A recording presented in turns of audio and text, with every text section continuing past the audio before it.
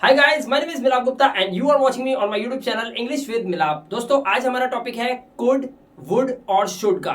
बच्चों को इसके बीच में बहुत बड़ी कंफ्यूजन होती है। आज इस कंफ्यूजन को दूर करेंगे। हम इन टॉपिक्स को कुड को, शुड को और वुड को कंप्लीट करेंगे। लेकिन इस कॉन्सेप्ट में मैं आपको एक चीज बताना चाहता हूं कि इन कॉन्सेप्ट को समझने के लिए आपको हिंदी से इसको समझना पड़ेगा और सेंस से समझना पड़ेगा, क्योंकि ये तीनों ही एक मॉडल वर्ब होती हैं। तीनों ही मॉडल वर्ब्स हैं और इन मॉडल वर्ब्स को एक मूड के तरीके से समझना पड़ता है।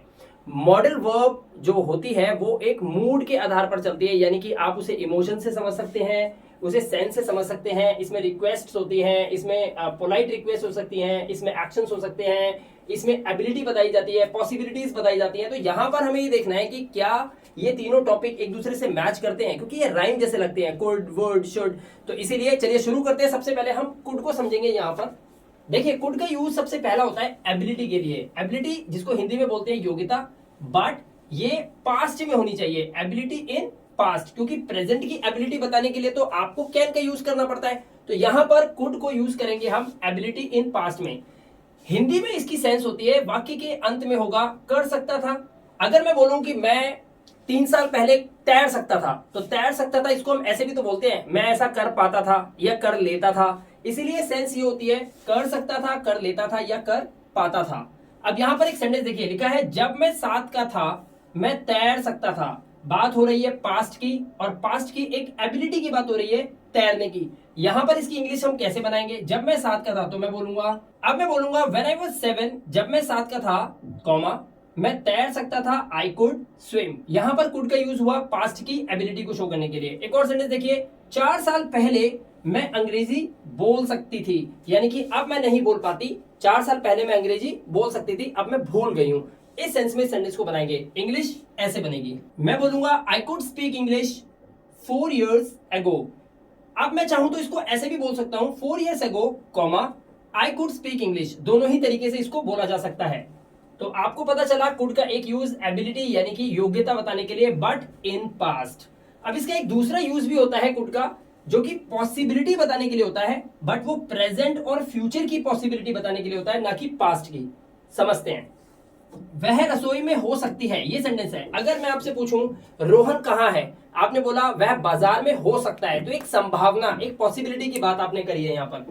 बट पॉसिबिलिटी प्रेजेंट की है, आप देख सकते हैं है का यूज किया गया है। इसलिए इस सेंटेंस की इंग्लिश हम कुड से बना सकते हैं, और हम लिखेंगे, अब मैं बोलूंगा she could be in the kitchen, वह रसोई में हो सकती है, संभावना बट प्रेजेंट की। अब एक संभावना फ्यूचर की भी देख सकते हैं हम। यहां पर लिखा है जूली कल मुंबई जा सकती है। हालांकि यहां पर है लगा है, ये प्रेजेंट है, बट बात हो रही है कल की, जो कि आने वाला है। इस सेंस में भी हम कुड का यूज कर सकते हैं। तो हम बोलेंगे, हम इसे ऐसे बोल सकते हैं, Julie could go to Mumbai tomorrow, right. अब एक सेंटेंस और देखते हैं, क्या आप मेरा एक काम कर सकते हो। यहां पर हम क्या, यानी कि सवाल कर रहे हैं किसी से।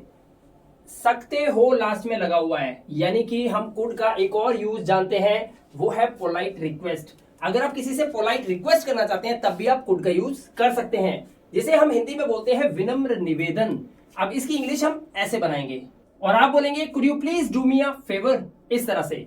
यहां पर मैंने आपको कुड का यूज बताया। चलिए अब हम पहले शुड को नहीं, पहले वुड को समझ लेते हैं। यानी कि अगर किसी वाक्य के अंत में ताथा, तीथी, तेथे आए, तो आप समझ लीजिए वो सेंटेंस वुड का है। बट कब? अगर ताथा किसी वर्ब के साथ लगा हो, यानी कि मुख्य क्रिया के साथ ताथा, तीथी, तेथे आए, तब। और एक बात और ध्यान रखनी है कि for repeated actions in past, यानी कि पास्ट में हुआ कोई काम जो बार बार हुआ हो, उसको बताने के लिए आप वुड का यूज करते हैं। सेंटेंस देखिए, जब मैं छोटा था 3 घंटे लगातार नाचता था, यानी कि 3 घंटे तक नाचता रहता था। इस तरह के सेंस में आप इसे बोल सकते हैं। जब मैं छोटा था, इसकी इंग्लिश आप कैसे बोलेंगे? तो आप लिखेंगे when I was young, comma, 3 घंटे लगातार नाचता था। कौन?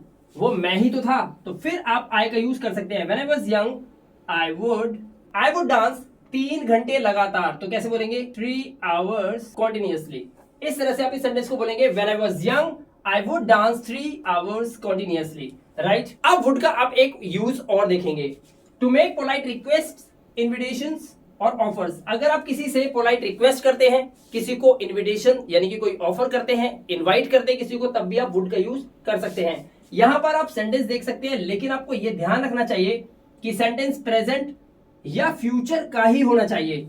Would you hand me the tape please. मान लीजिए मैं कोई बिजली का काम कर रहा हूं और मुझे वो टेप चाहिए, तो मैं क्या बोल रहा हूं, would you hand me the tape please. क्या आप मुझे वो टेप उठा कर देंगे, इस तरह से। या फिर आप बोल सकते हैं would you mind opening the window. अगर बुरा ना लगे तो क्या आप खिड़की खोल दोगे, ऐसे भी बोल सकते हैं। या फिर वुड यू लाइक पिज्जा और बर्गर। आप क्या लेना पसंद करेंगे, पिज्जा या बर्गर। इस तरह से आप इन सेंटेंस को बोल सकते हैं और क्वेश्चन मार्क लगेगा क्योंकि आप सवाल कर रहे हैं। वुड के ये दो यूज बहुत ही ज्यादा इंपॉर्टेंट है और बहुत ही ज्यादा क्रूशियल है, क्योंकि लोग अक्सर इन्हीं दो तरीके से वुड का ज्यादा यूज करते हैं। चलिए अब हमारे पास एक लास्ट टॉपिक बचा शुड का। शुड का हिंदी में मीनिंग होता है चाहिए, और सिर्फ चाहिए ही होता है और बहुत ही सिंपल इसका यूज है। ये राय लेने या देने का काम करता है। आप किसी से राय लेते हैं या फिर किसी को राय देते हैं। सेंटेंस देखिए, आपको चिकित्सक से मिलना चाहिए। मैं आपको एक राय देता हूं, आपकी तबीयत बहुत खराब है, मैं कह रहा हूं आपको डॉक्टर से मिलना चाहिए। कैसे इंग्लिश बनेगी, आप बोलेंगे you should meet the doctor. यहाँ पे वर्ब की फर्स्ट फॉर्म का यूज किया जाता है। आप इन सभी सेंटेंसेस में देख सकते हैं, आप ध्यान से देखिए, सभी सेंटेंसेस के अंदर वर्ब की फर्स्ट फॉर्म का ही यूज किया गया है, क्योंकि ये तीनों एक मॉडल वर्ब हैं। तीनों अपनी अपनी जगह पे मॉडल वर्ब का काम कर रही हैं और मॉडल वर्ब के साथ हमेशा वर्ब की फर्स्ट फॉर्म का ही यूज किया जाता है, राइट। एक और सेंटेंस देखिए, क्या मुझे कार खरीदनी चाहिए। यहां मैं अपने लिए राय ले रहा हूं। राय लेना या राय देना, शुड का यूज होगा।